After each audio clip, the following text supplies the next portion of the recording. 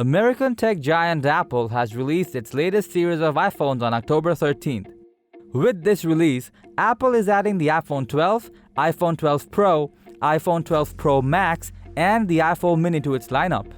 But is purchasing the latest iPhone or even upgrading from the iPhone 11 series really worth it?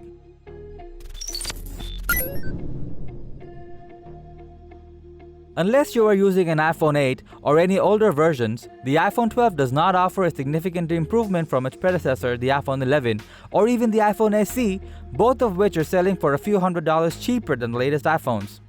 Plus, the iPhone 12 mini is not as compact as the beloved iPhone SE, which also has a battery life longer than of the iPhone 12 mini. Honestly speaking, the only mentionable feature in the latest iPhone is that they are 5G compatible. Is this really the wow factor that the smartphone community has been eagerly waiting for? Are we really going to buy this iPhone because it has 5G? Even Apple's marketing experts were not able to formulate a convincing enough story to persuade us to opt for the new iPhone. I mean, other than being able to play new online games and doctors being able to download brain scans really quickly, they were not able to provide us with any legit reasons to be absolutely flabbergasted about 5G. Especially since current nationwide 5G networks are just marginally better than the 4G, if not worse in some places. With telco operators having ways to go in building 5G infrastructure, we will not be able to use 5G the way Tim Cook has promised anytime soon. One key feature that Apple should have reintroduced is the Touch ID. Especially during this pandemic, when most people are wearing masks and face guards, the Touch ID would have made unlocking iPhones a lot easier compared to the Face ID, which has never really worked too well since its introduction in the iPhone X. Speaking about camera improvements, the iPhone 12 Pro has a telephoto lens on the back along with a LiDAR sensor, which makes taking long-distance photographs easier, but in reality, it just looks like another eye cluttered with the back cameras. Samsung and other top smartphone manufacturers offer up to 10 times optical zoom and 100 times digital zoom, whereas the iPhone 12 Pro Max offers a measly 2.5 optical zoom and 12 times digital zoom, which does not hold up to what is already available in the market.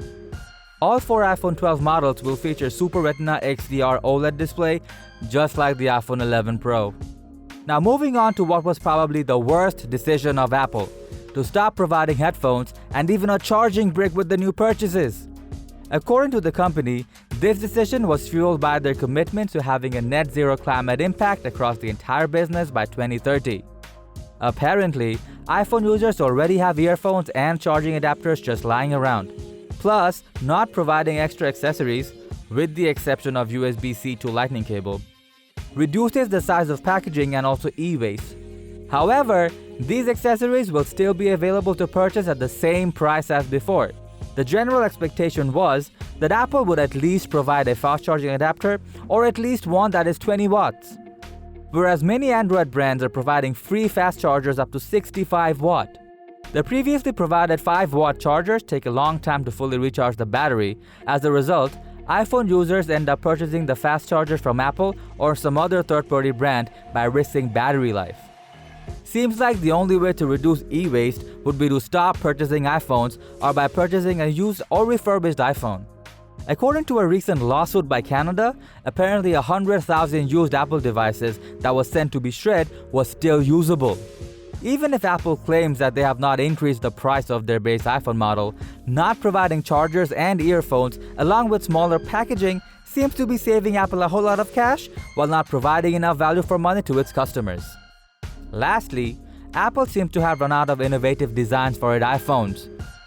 This is reflected by the revival of old designs that resembled iPad Pro models, and the flat edges also harken back to the iPhone 4 and 5.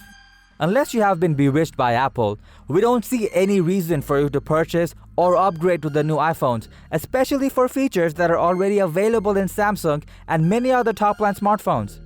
So before you jump ships from Android, or even want to upgrade your current iPhone to the latest model, think twice.